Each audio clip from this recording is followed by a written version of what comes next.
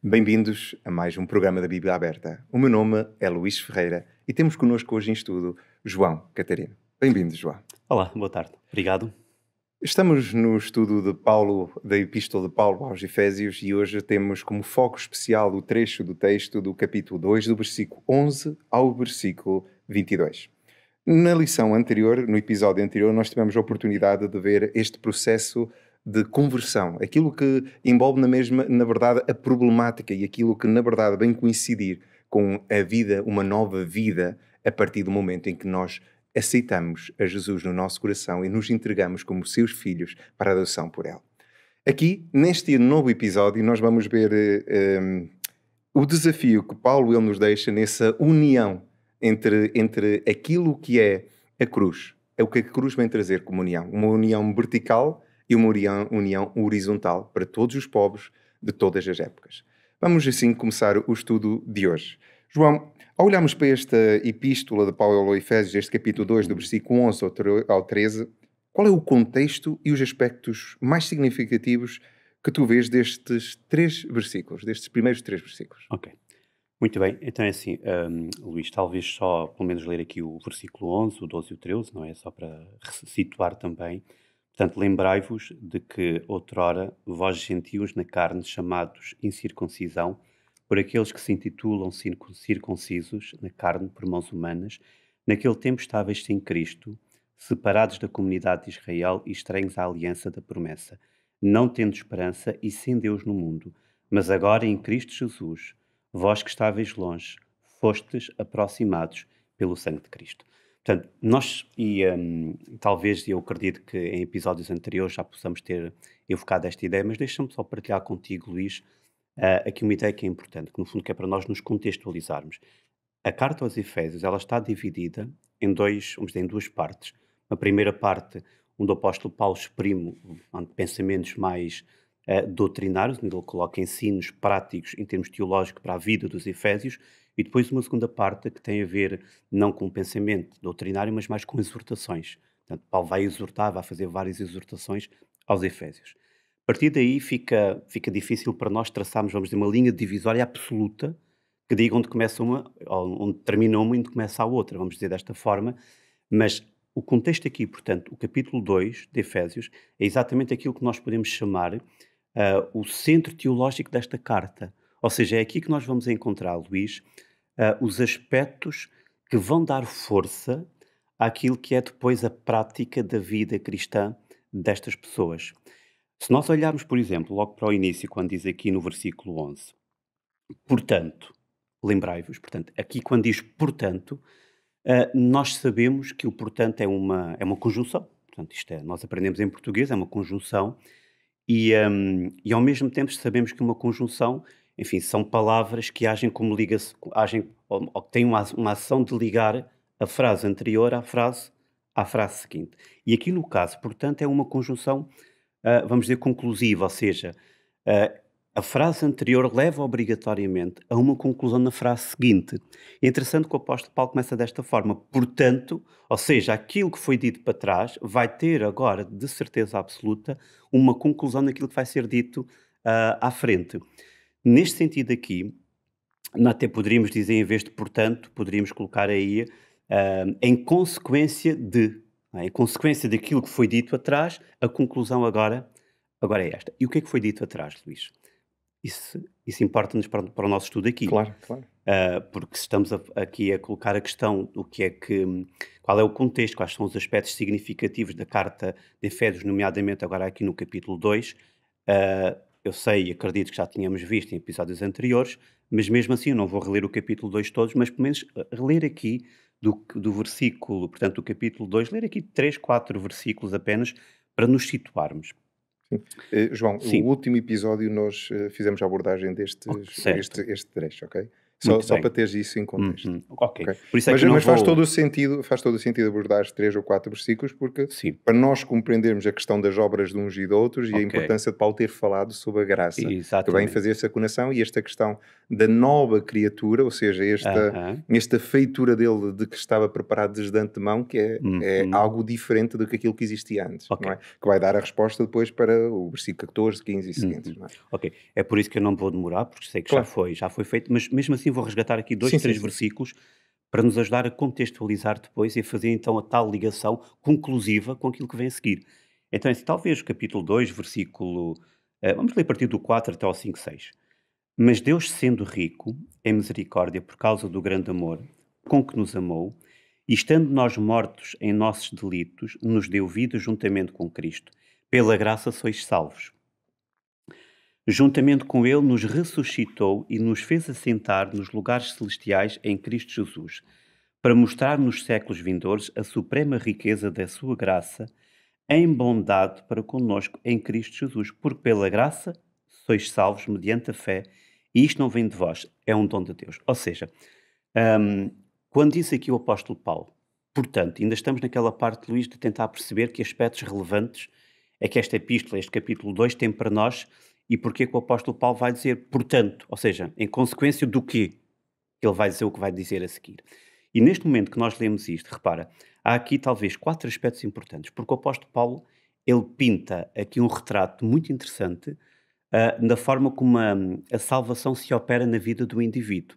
Então repara, ser salvo significa o quê? 4 coisas. Não vou ler tudo, mas daquilo que nós lemos.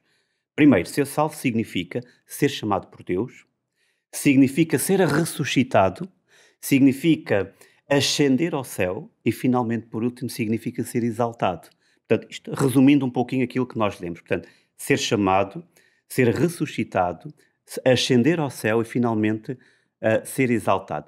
E é interessante que, para a mentalidade do judeu, estes 4 elementos eles eram extremamente importantes, sobretudo o chamado, não é?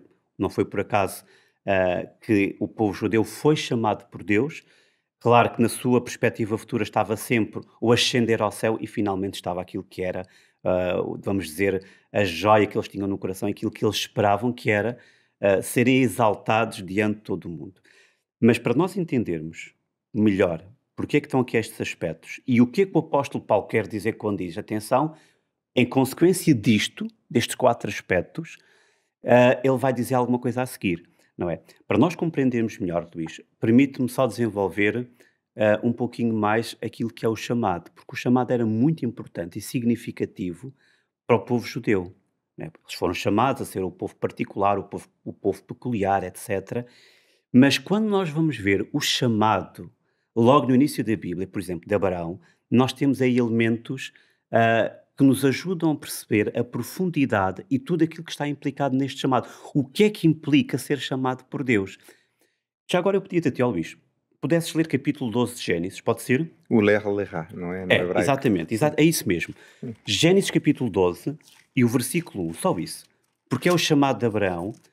Para ir ao encontro. Sim, exatamente, Sim, sim. capítulo 12, só o primeiro versículo, Ok. porque é o principal que nós queremos Sim. aqui, não é aquilo que é o elemento. Então diz-nos assim: Ora disse o Senhor a Abraão: Sai da tua terra, da tua parentela e da casa do teu pai, e vai para a terra que te mostrarei. Ok. Portanto, nós estamos aqui logo ainda nas primeiras páginas da Bíblia, temos aqui um chamado de alguém que conhecemos bem, que é uma figura bastante relevante na Bíblia, que é Abraão.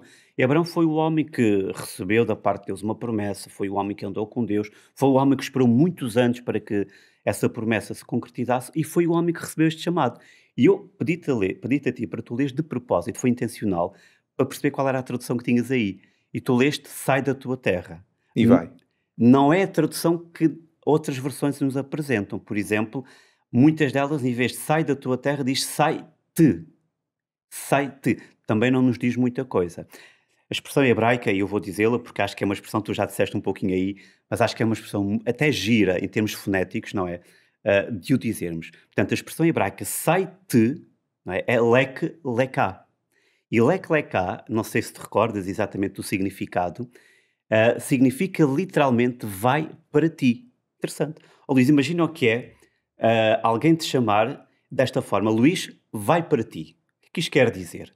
O que é que isto significa? O que é que está implicado neste chamado vai para ti? Obviamente que aquilo que está implicado, em primeiro lugar, é uma reconstrução, é a pessoa iniciar um processo, um trajeto de vida, né, este chamado implica esse trajeto de vida, que vai fazer com que a pessoa inicie um processo de reconstrução interior em primeiro lugar. Ou seja, era como Deus lhe tivesse a dizer assim, Abraão, neste momento tu vais ser, tu vais reconstruir o teu ser interior em primeiro lugar. Tu vais adquirir a matéria com a qual se faz a espiritualidade. E qual é esta matéria com a qual se faz a espiritualidade? Nós estamos a falar da experiência vivida, da real experiência com Deus e que nos dá, que nos faz adquirir essa experiência e que nos faz mais tarde, finalmente, ter aqui dentro de nós matéria espiritual que nos faz crescer em termos espirituais. Não é por acaso, Luís, que, por exemplo, o Tiago vai dizer no Novo Testamento a respeito de Abraão que ele se tornou o amigo de Deus. Então repara, voltamos aqui agora àquilo que me fizeste à pergunta que me fizeste inicialmente. Nós temos estes 4 elementos. O chamado é extremamente importante para um judeu. Extremamente. É um momento, é um processo pelo qual, um processo, podemos dizer, de maturação espiritual. Tremendo. O outro, que é ressuscitar, eles colocavam, claro, ênfase também, um dia, no seu Messias que haveria de vir, não é? E que haveria de ressuscitar todos aqueles que, entretanto, adormeceram. E também que deveriam ascender ao céu e que deveriam ser exaltados. A dificuldade, Luís, é que os judeus aplicavam isso a si próprios. Ou seja, era inconcebível na mentalidade de um judeu que Deus pudesse chamar alguém fora do judaísmo, alguém que nós vamos dizer e que chamamos de gentil, não, alguém que não é judeu, que pudesse ter acesso a estas verdades, sobretudo iniciar um processo de restauração interior, etc., restaurar toda a sua vida, ascender ao céu e, sobretudo, ser exaltado, era alguma coisa que estava à parte e que era única e exclusivamente dirigida aos judeus. Isto na mentalidade deles. O problema, e voltamos aqui a Efésios, é que no capítulo 2 e no versículo que acabamos de ler, no versículo 11, o apóstolo Paulo aplica tudo isto aos gentios. Esta é, digamos, a grande novidade que o apóstolo Paulo traz aqui. É que ele pega, toma tudo isto, aquilo que era de mais valor para os judeus, e agora diz, e tudo isto é aplicado aos gentios. E é neste momento, Luís, que ele vai dizer, portanto, em consequência disto, que eu vos acabei de explicar, não é? Diz o apóstolo Paulo, destes elementos, tudo aquilo que Deus faz e fez na vossa vida, então há uma conclusão. E é aqui que ele vai dizer, lembrai-vos. O que é que tu entendes por isso? Lembrai-vos. O que é que Paulo, ele queria, na verdade, recordar aos Efésios quando ele diz lembrai-vos, não é? Ok. Primeiro, Luís, saber se de facto Paulo queria recordar. Ok. Deixa-me só explicar para não ficar aqui nenhuma ponta solta. Quando o apóstolo Paulo diz lembrai-vos, tu sabes perfeitamente como eu que cada língua tem expressões idiomáticas, não é? Expressões da própria língua que por vezes são usadas de uma forma para expressar realidades. E no hebraico nós temos muito isso. Por exemplo, quando Deus diz em Ezequiel, quando Ezequiel é levado ao templo em espírito, é-lhe dito, um mensageiro celestial, ouve com os teus ouvidos e vê com os teus olhos. Quer dizer, de outra forma é que eu posso ver se não for com os meus olhos, ou que de outra forma é que eu posso ouvir se não for com os meus ouvidos, não é? Quer dizer, Luís, que isto é apenas uma forma de dizer o quê? Aquilo que tu vais ouvir e aquilo que tu vais ver é muito importante. É um chamado de atenção. Exatamente. Portanto, é um chamado de atenção, claro, atenção àquilo que tu vais ver e àquilo que tu vais ouvir. Está negrito e sublinhado. Exatamente. Atualizando, estaria a negrito e sublinhado. Então, digamos que o lembrai-vos está exatamente dessa forma, Luís. O lembrai-vos também é uma expressão do grego, e digo-te já que o hebraico tem muito mais expressões idiomáticas, é muito mais rico do que o grego, mas aqui também é uma expressão idiomática, não que eles tenham esquecido. Não é que eles tenham esquecido, mas é ao mesmo tempo uma forma de dizer assim, não deixem de fazer aquilo que já estão a fazer. Não voltem atrás. Reparem, vamos reler. Quando diz aqui, portanto, lembrai-vos que o quê? Outrora, vós gentios na carne, chamados em circuncisão, vamos para o versículo 12, naquele tempo estáveis sem Cristo, separados da comunidade de Israel e estranhos às alianças da promessa, não tendo esperança. Então, o que é que o apóstolo Paulo lhe está a dizer aqui? Não deixem de fazer aquilo que estão a fazer agora. Não voltem ao ponto inicial. Este lembrar-se, ele funciona aqui mais como um apelo para eles se manterem exatamente conforme estão. Porque no momento em que eles deixarem de fazer aquilo que estão a fazer, não é? Em consequência daquilo que vimos, não é? Eles agora têm acesso a tudo isto. No momento que eles deixarem de estar novamente próximos de Cristo, eles vão perder as promessas, eles vão se afastar novamente do povo, não é? E vão, sobretudo, perder a esperança. Isto é interessante, João, porque ao nós vemos esse lembrai-vos, como Sim. estás a sublinhar, e ao recordar que eles não devem perder aquilo que estão a viver, Uhum. bem fazer, é como se Paulo, neste texto, neste capítulo 2, não é, que acabamos por estar nisso, Uhum. ele nesta segunda parte do capítulo, ele retornasse à primeira, ou seja, ele Isso. começa, ele vos deu vida estando vós mortos nos vossos delitos e pecados. Excelente. É exatamente isso que ele está a pegar. Então, eu vou pegar nesse teu pensamento, Luís, porque é mesmo isso, e colocaste de uma forma tremenda, e se calhar até vou tomar aqui a liberdade de dar um exemplo, para quem está aqui a A ouvir-nos escutar, também, sim. perceber exatamente o que é que isto significa em termos práticos, porque isto tem um significado Sim, prático. sim. Há muito pouco tempo atrás, na semana passada, eu estive a fazer uma semana de reflexão bíblica para jovens e provoquei-os lá, e permite-me provocar-te a ti um pouquinho e provocar também a quem nos está a ver e a escutar também. Dizia eu lá a esses jovens, em modo de provocação, mas no sentido de os levar depois a uma conclusão também. Se comer uma laranja era pecado. Claro que manifestamente toda a gente disse que não, comer uma laranja não é pecado. Voltei a colocar a questão, mas agora disse, em vez de uma laranja, 2 laranjas. Se é pecado. Já agora, Luís, é pecado comer 2 laranjas? Eu estou a perceber onde é que tu queres chegar. Tu já queres antecipar. Eu estou a perceber onde é que queres chegar. Ok. Mas é interessante que quando tu colocas isto, toda a gente vai dizer que não. Então nós vamos complicando um pouquinho mais e comer um quadradinho de chocolate. Será que isso já é pecado? E comer um chocolate inteiro e 2 tabletes de chocolate. As coisas foram-se complicando. Mas toda a gente ali estávamos mais ou menos de acordo para dizer que mesmo comer um quadrado de chocolate não era pecado. Até que eu compliquei isto de verdade e coloquei-lhes a questão. E se eu mentir? É pecado? E toda a igreja, os jovens, os mais velhos diziam, claro que é pecado. E foi aí que eu disse, claro que não é. E é aqui que a provocação começa a crescer. E eles ficaram muito surpreendidos ao dizer, mas como é que não é pecado? Eu, não, mentir não é pecado. Continuei a provocar e roubar é pecado. Claro que é pecado, respondiam eles. E eu voltei a dizer, claro que não é pecado. E matar? Eles já ficavam, claro. Já não quiseram responder. Alguns ainda respondiam, não é? Mas é interessante que até houve um que disse, não, pela sua lógica não é. Pela sua lógica. Claro, pela minha lógica, não é. E de facto disse, não é pecado matar. E finalmente até disse, e adulterar é pecado? E eu disse, não é. Mas também tive o cuidado de lhe explicar qual é a lógica. Claro.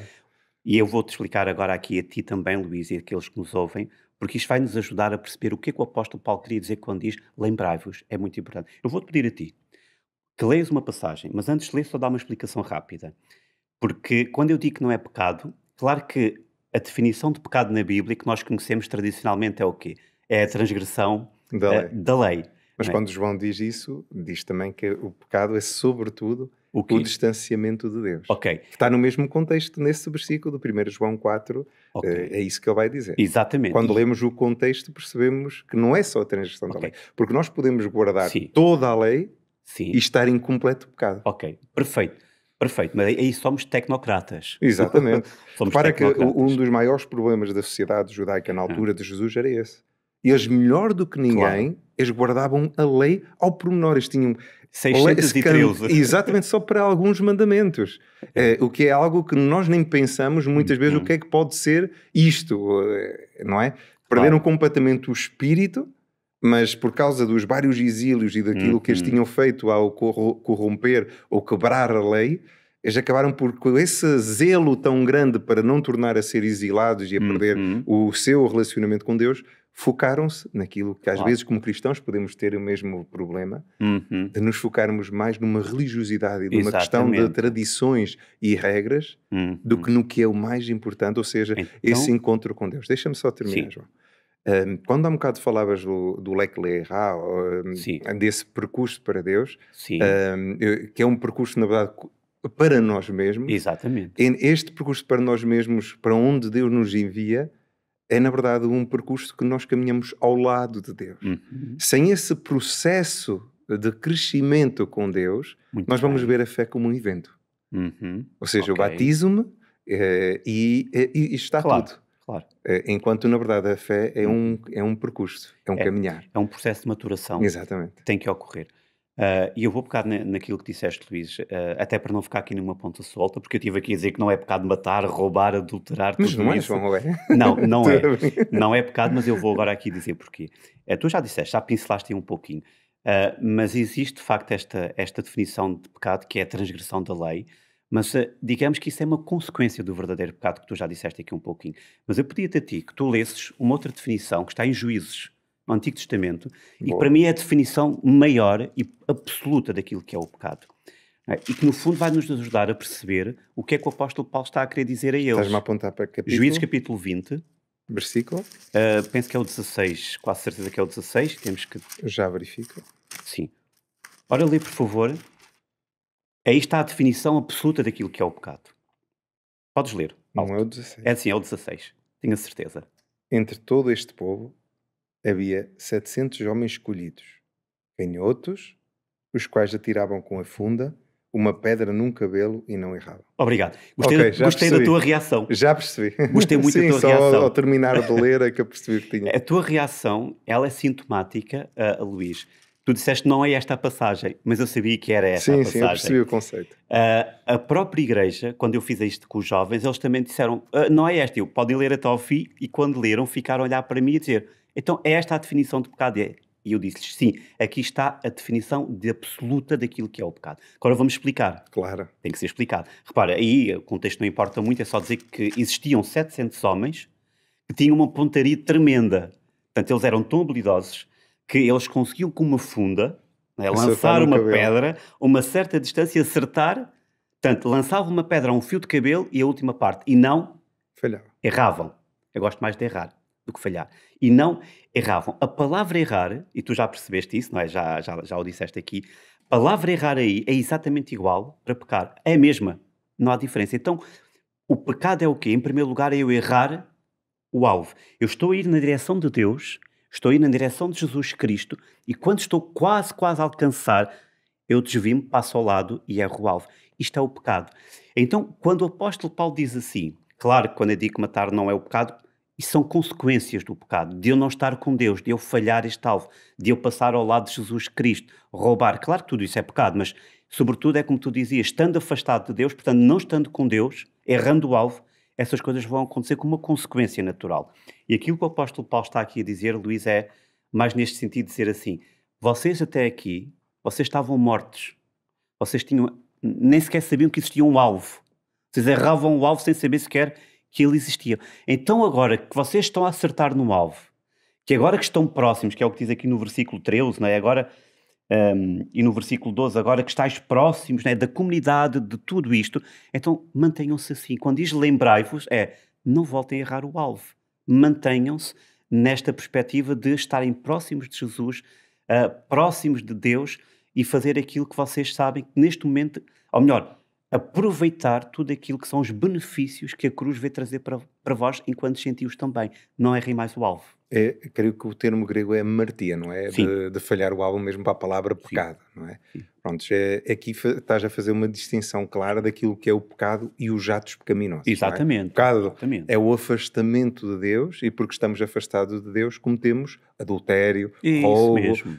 tudo aquilo que estavas a dizer que não era o pecado, era São um ato, as consequências. consequências, Isso, os atos isso. do pecado, não é? Exatamente. Pronto. Ó João, agora, Sim. ao olharmos do versículo 14 ao 16, que acho Sim. que faz a ligação no versículo 13, não é? Mas agora, em Cristo Jesus, vós antes que estáveis longe, foste aproximados pelo sangue de Cristo, não é?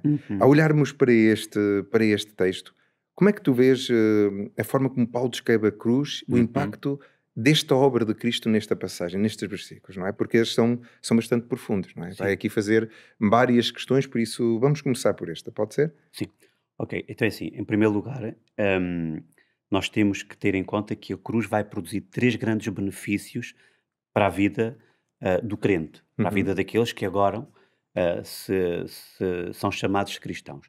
O primeiro benefício, não só para judeus, para cristãos, para toda a gente, o primeiro benefício, em primeiro lugar, tem a ver, Luís, com o facto de, neste momento, o sacrifício de Jesus Cristo, ele é tão valoroso, tão eficaz, tanto para salvar judeus como para salvar gentios. Portanto, este é o primeiro benefício que nós vemos que emerge deste texto, desta passagem que tu acabaste de ler. Portanto, o sacrifício de Jesus, ele é eficaz para salvar todos, nomeadamente, e aqui em particular, tanto judeu, porque era a dificuldade, como os próprios gentios. E mais que isso, ainda atrelado deste primeiro benefício, é que eles estavam longe, não só de Deus, né? Diz aqui, os gentios estavam longe não só de Deus, mas também estavam longe do povo de Deus, que eram os judeus, do povo eleito. E agora há uma aproximação, quer dizer, vertical, e uma aproximação horizontal. Quer dizer que a aproximação vertical deles para com Deus, porque agora têm acesso, não erram mais o alvo, vai se refletir também numa aproximação, num encurtar de distâncias para com o povo eleito, para com os judeus. Isto é muito interessante, porque quer dizer que eles vão se tornar irmãos. Eles vão neste momento ser irmãos. Judeus e gentios, que havia ali um muro enorme entre eles, neste momento, pelo sacrifício de Cristo, o primeiro benefício é que, de facto, eles vão se tornar irmãos. Um segundo benefício, eu disse que havia 3 benefícios que emergem, vamos dizer, de forma bastante visível, não é? O segundo benefício é precisamente esta hostilidade. Ora, repara, vamos ler novamente aqui o capítulo 2 e o versículo 11. Portanto, lembrai-vos de que outrora vós gentios na carne chamados de incircuncisão, ou incircuncidados, ou como, enfim, dependendo da versão. Repara que não é por acaso, Luís, que está aqui isto. Quando o apóstolo Paulo está a sublinhar que eles eram chamados de incircuncisão, era, no fundo, para refletir uma ideia que era importante. É que, no fundo, havia uma hostilidade, né? Havia um muro que os separava e até mesmo, vamos dizer, uma hostilidade. Preconceito muito grande. Sim, eu diria que esse preconceito era mesmo hostil. Portanto, havia ali uma hostilidade tremenda entre judeus para com gentios. A própria circuncisão era vista como selo para a salvação. Não Claro. era deles, era a marca do povo. Não é? Claro. E, portanto, e até mais tarde nós vamos ver ainda que fazia parte também daquilo que eram as marcas que ainda os judeus achavam que todos deveriam ser portadores, não é? Mas é interessante que esta hostilidade, em primeiro lugar, portanto, nós conseguimos vê-la até aqui, são chamados de incircuncisos. Nós vemos, por exemplo, Jónatas, em 2 de Samuel, penso que é no capítulo 11, Luís, em que quando ele vai à batalha contra os filisteus, que o seu pai Saúl acaba por ficar dentro da tenda à espera que uma solução possa cair do céu, ele acredita que Deus já deu a solução, mas é interessante a forma como ele fala. Avancemos, e ele fala dos filisteus como os incircuncisos, contra estes incircuncisos. Repara que referenciarmos aos filisteus como estes incircuncisos é negativo, é pejorativo, é alguma coisa que não é, que expressa uma realidade que havia de facto um distanciamento enorme entre judeus, entre gentios e os judeus. E Paulo diz aqui, quando diz, vocês antigamente eram chamados incircuncisos. Esta hostilidade termina aqui. Portanto, o segundo benefício que ocorre e que emerge do sacrifício de Jesus é que finalmente os crentes judeus e os gentios, esta hostilidade está morta entre eles. Portanto, neste momento, aquilo que parecia ser, vamos dizer, um estado permanente de hostilidade, termina. Sim. Termina aqui. É o que o versículo 14 nos vem dizer, não é? Porque Ele é a nossa paz, não é? Está a falar de Cristo, o qual de ambos fez um, tendo derribado a parede de separação que estava no meio a inimizade, não é? É isso mesmo. Exatamente. E se nós formos só mesmo para concluir a ideia, por exemplo, nós falamos aqui em 3 benefícios, não é? O terceiro benefício emerge aqui também do sacrifício de Jesus, tem a ver, e decorre, Luís, daquilo que é o fim desta hostilidade. Ou seja, se neste momento, e tu acabaste de ler, este muro caiu, portanto, este muro que dividia não existe mais, esta hostilidade termina, então há aqui espaço para uma reconciliação. Então, o terceiro benefício que decorre do sacrifício de Jesus é a reconciliação entre estes povos, entre o judeu e todos aqueles que são gentios. Neste momento, a reconciliação significa não somente uma aceitação uns dos outros, mas significa fazer parte de um só, o que é tremenda a ideia. E como é que é esse sentimento de estarmos reconciliados, então, João? Porque acabamos Sim. de ver estes aspectos que estão implicados, não é? Sim, O sim, qual é esse sim. sentimento? Estamos a falar para os Efésios, que estavam longe, agora estão perto, e como é que eles viviam isso? Quais eram os sentimentos que estão envolvidos nisso? Isto até pode ser visto de uma forma prática para nós hoje, Claro, não tem que é? ser visto. Sim, sim, sim, sim. Tem que ser visto, porque é assim, a reconciliação faz parte das nossas relações, da nossa existência. Mas então talvez, e para quem faz aconselhamento familiar, para quem faz mediação de conflitos, muitas vezes mediação de conflitos não leva a uma reconciliação, mas pode levar Uma negociação. uma negociação, mas pode levar a uma reconciliação, Sim, sim. dependendo, eu já fiz entre uma mãe e uma filha, por exemplo, mediação mesmo de conflitos e levou a uma reconciliação. Então, não temos tempo agora aqui de dizer quais são os passos, o que é que está Claro, implicado numa nem é o reconciliação, nem importante. é, exatamente, Sim. nem é aquilo que é relevante, mas pelo menos há um aspecto que eu acho que deve ser dito aqui, que é a diferença entre a reconciliação e perdão. Não é a mesma coisa. Claro que não. Quando nós falamos de perdão, repara, perdoar, Luís, exige e requer um esforço de uma pessoa. Sim, é o meu esforço para perdoar. A atitude da outra. Exatamente. Eu preciso, requer de mim, eu que tenho que perdoar, que tenho que oferecer o perdão, requer de mim um esforço, mas depende de mim, em primeiro lugar. Já a reconciliação não. A reconciliação As envolve duas duas partes. partes. Sim, Exatamente. sim. Portanto, implica que as duas partes estejam dispostas a fazer o quê? A dar um passo no sentido agora de colocar de parte aquilo que os desunia e finalmente dar um passo na reconciliação. Ou seja, perdoamos-nos e agora vamos nos reconciliar. E a reconciliação aqui, em primeiro lugar, o sacrifício de Jesus faz essa reconciliação do homem para com Deus, em primeiro lugar, a tal verticalidade, em primeiro lugar, mas também depois nas relações. Ou seja, quando Paulo fala deste aspecto que decorre da cruz, que é a reconciliação uns para com os outros, é uma ideia muito interessante, muito importante, em termos de relações significativas, porque se eu quero ter relações significativas, não é? Se eu quero refletir aquilo que foi o exemplo de Jesus também, então as minhas relações elas vão ter que ser relações positivas em primeiro lugar. Ou seja, o apóstolo Paulo ousa imaginar aqui, Luís, que a reconciliação, perdão, que a cruz tem o poder de reconciliar no sentido de curar, terapêutico, sabes? Ter uma perspectiva terapêutica, de curar, de sarar as feridas do próprio passado. E isso é muito interessante, João, porque na cruz nós vemos o cruzamento, não é? Sim, exatamente. Essa, Uhum, essa, essa parte vertical com Deus uhum, que obrigatoriamente vai fazer um reencontro das duas partes em uhum. Cristo, não é? E é nisso, João, que surge o versículo 15, que Sim, nos diz que, no versículo 15 e 16, se calhar até leio já seguido, ok. aboliu na sua carne a lei dos Uhum. mandamentos na forma de ordenanças, para que dos dois criasse em si mesmo um novo homem, fazendo a paz, e reconciliasse ambos em um só corpo com Deus, por Uhum, intermédio da cruz, destruindo uhum. por ela, repara outra vez, a inimizade. É o muro que cai. Exatamente, Uhum. exatamente.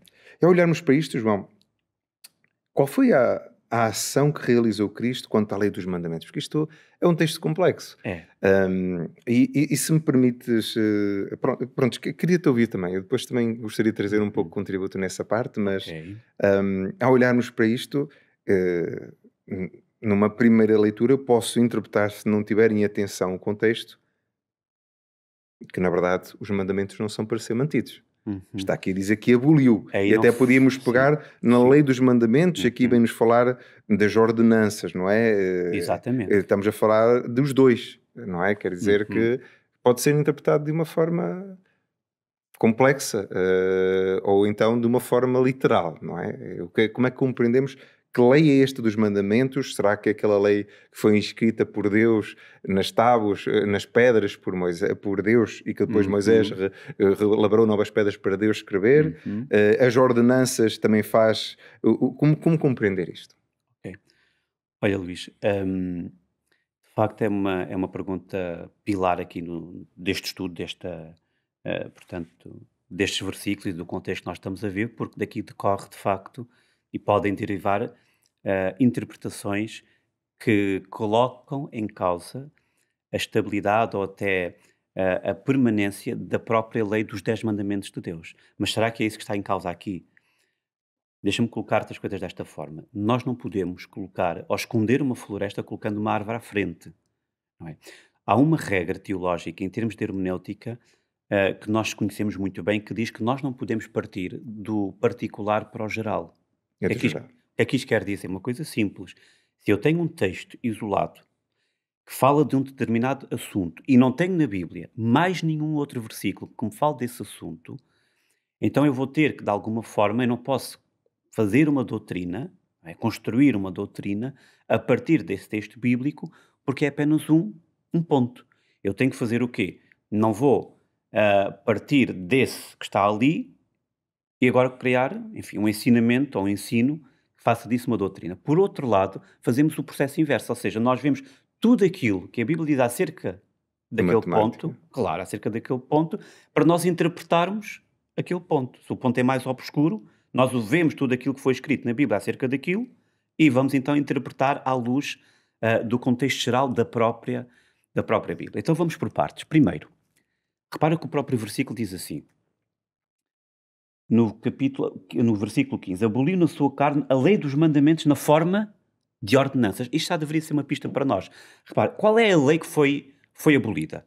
Repara, havia três, quando a Bíblia se refere à lei, está-se a referir a três aspectos. O primeiro tem a ver com a lei, como tu sabes, a lei moral, que é a lei dos 10 mandamentos. Será que foi essa que foi abolida, Luís? É a primeira interrogação. Ok, Não é? é o primeiro ponto de interrogação que nos vem à mente. O segundo tem a ver com a lei cerimonial. Portanto, tem a ver com o quê? A lei cerimonial tem a ver... Com o conjunto de regras que Deus deixou ao povo nos 5 primeiros livros da Bíblia. Muito não é? bem. Chamada a Tora mesmo. Não é? Exatamente. Portanto, tem a ver também com tudo aquilo que estava instituído acerca dos rituais do próprio santuário, etc. E por aí. E, finalmente, a lei civil. Também é outra lei que foi dada. A lei civil, que aí está relacionada ou vem regulamentar tudo aquilo que é a vida do dia-a-dia do povo. Então temos estes três aspectos, Luís. Uhum. A lei cerimonial, a lei civil e a lei moral. Repara, qual destas é que está aqui em causa? Será que Deus, ou que o apóstolo Paulo está a colocar em causa a lei moral, neste sentido, os 10 mandamentos? De forma alguma. Repara, em primeiro lugar, eu sei que nós sabemos, os 10 mandamentos, já há um texto bíblico na Bíblia que foi escrito, a única parte da Bíblia que foi escrita pelo dedo de Deus, foi precisamente os 10 mandamentos. Repara, se Deus fez questão, quando chegou aos 10 mandamentos, dizer esta parte eu quero escrever com o meu próprio dedo, não é? Porque está, nós podemos ver isso em Êxodo e também em Deuteronômio, é porque aquela parte é mesmo muito importante. Êxodo 20, Deuteronômio 5, não é? Êxodo 20... Deuteronômio 5. Sim. Penso que é. Sim, mas estou a falar mais daquela parte que é escrita com o dedo de Deus. Penso que é 31:18. Sim.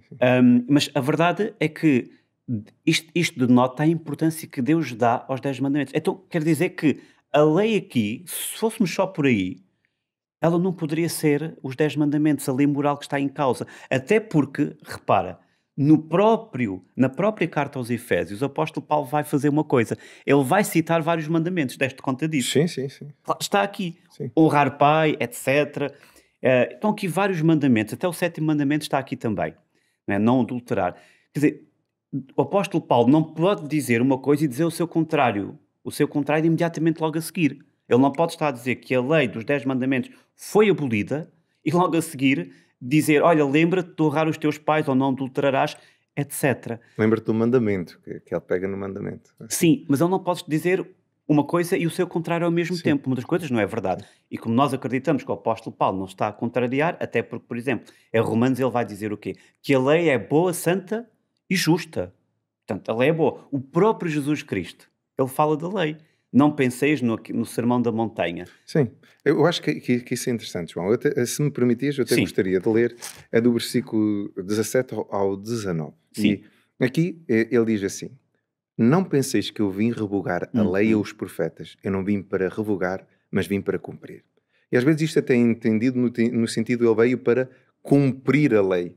Ou seja, ele cumpriu, por isso não é preciso Não guardá-lo. precisamos mais. É entendido nesse sentido. Mas não tem nada a ver. Não. Portanto, o que logo a seguir diz-nos o contrário, por isso nunca podia ser, porque Claro. em verdade vos digo, até que o céu e a terra passem, nem um i ou um til jamais passará da lei, até que tudo se cumpra. Ou seja, ele não está a falar no que Jesus fez no passado, está a falar no futuro. Exatamente. Ok? E depois, aqui, se nós formos fazer o estudo exegético sistemático daquele versículo que estávamos a fazer em Efésios, quando nós vemos agora no versículo 19, Jesus a dizer: aquele, pois, que violar um destes mandamentos, posto que dos menores e se ensinar aos homens, será considerado mínimo no reino dos céus. Porém, aquele que os observar e ensinar, esse será considerado grande no reino dos céus. E é curioso que aqui, quando nós vamos ao texto bíblico de Efésios, capítulo 2, versículo 15, é a lei que nos diz aqui que aboliu na sua carne a lei dos mandamentos na forma de ordenanças. Aqui estaríamos então a contradizer aquilo que Jesus disse. Exatamente. Porque aqui a palavra mandamentos é a mesma palavra que Jesus utiliza.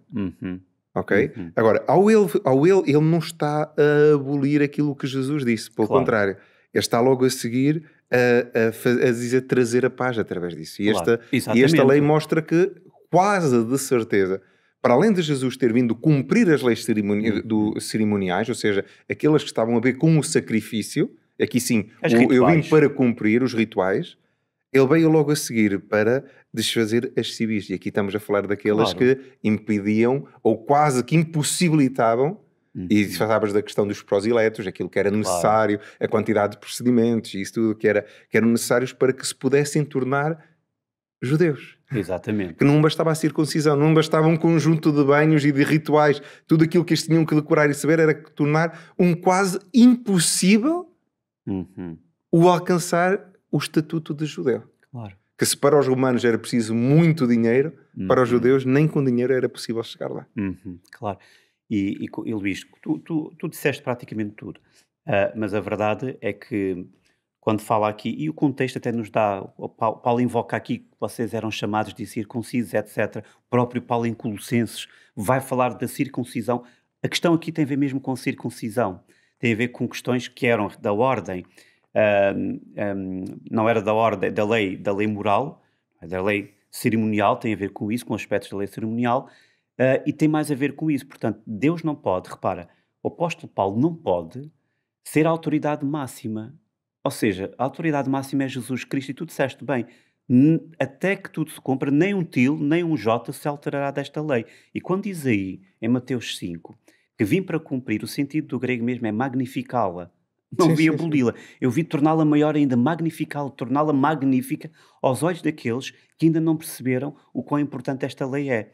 Portanto, aqui jamais poderia ser, nós não podemos estar a falar da lei moral, nós estamos a falar da lei cerimonial, nós estamos a falar da lei civil, daquilo que regulamentava o cotidiano da vida daquelas pessoas. E que separava estes dois povos. Não é? O problema era esse. Era isso. E que estava, exatamente, e que corriam o risco, se fosse novamente colocado ênfase de forma errada nessas questões, corriam o risco de novamente fazer o quê? De voltar a erguer barreiras que Cristo já tinha derrubado. Sim. E repara que aqui esta parede que ele fala até era uma parede literal para a entrada do templo. Eles tinham essas várias ameaças de morte para que eles não se aproximassem, porque a partir dali eles seriam mortos, não é? João, ao terminarmos este episódio, sim.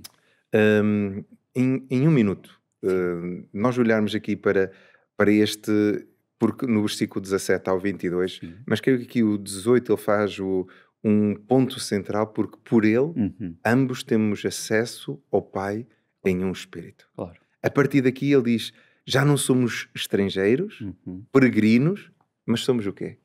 Concidadãos dos santos e somos da família de Deus. Somos da família. Ao nós nos permitirmos ser adotados, porque fomos eleitos por Deus, ao nós nos permitirmos viver de acordo com a vontade de Deus, esquecendo, ou seja, e há um bocado focavas o lado de nós nos desviarmos. Eu acho que às vezes falhamos o alvo nos nossos dias porque nós nos distraímos. Exatamente. Do objetivo.